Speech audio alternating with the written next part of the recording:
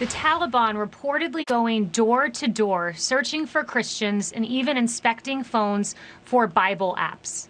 The leader of an underground church saying, quote, "The Taliban has a hit list of known Christians they are targeting to pursue and kill. The U.S. Embassy is defunct and there is no longer a safe place for believers to take refuge.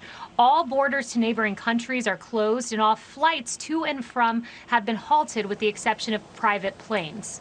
People are fleeing into the mountains looking for asylum. They are fully reliant on God, who is the only one who can and will protect them."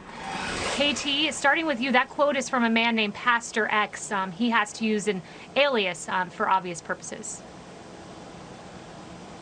You know, pray for the Christians, because this is how the Taliban's behaving when the world is watching. They're on their best behavior now. When the world stops watching, they are going to take those Christians, particularly Christian women.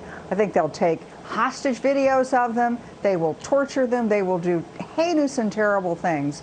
And I think it will only reinforce the sort of incompetence and uncaring nature, not only of the American president, but sadly, of the United States government. No doubt. Joey, inspecting phones for Bible apps at a time when we know the Taliban has spies and informants everywhere, praying for these Christians indeed. They face a really troubling future.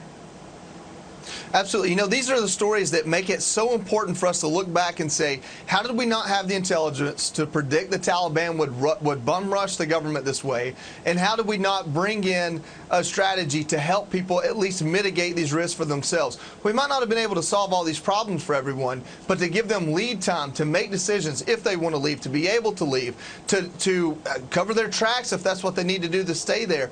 That's why intelligence is important. If we accomplish nothing in 20 years, we should have been able to predict this, and that's why it's such an egregious thing to see happening.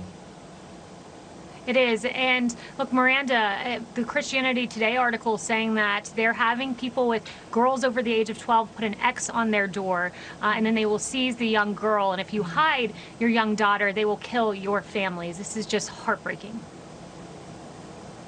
Look, this is history repeating itself. I mean, if you remember in 2011, when there was the abrupt withdrawal of troops from Iraq, we had the Christian genocide. Yazidi women were sexually enslaved at the rise of ISIS. And again, that was Joe Biden. He was the vice president who Barack Obama put in charge of that troop withdrawal. He thanked Barack Obama for allowing him the honour of presiding over what he called one of, potentially one of the administration's greatest triumphs. So we saw what happened then. It should have been crystal clear that the same thing was going to happen now. It's tragic.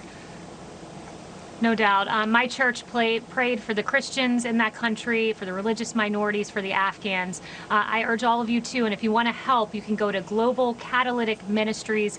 They have a goal of raising $500,000 between now and 9/11 to help 1,500 families. More outnumbered in just a moment.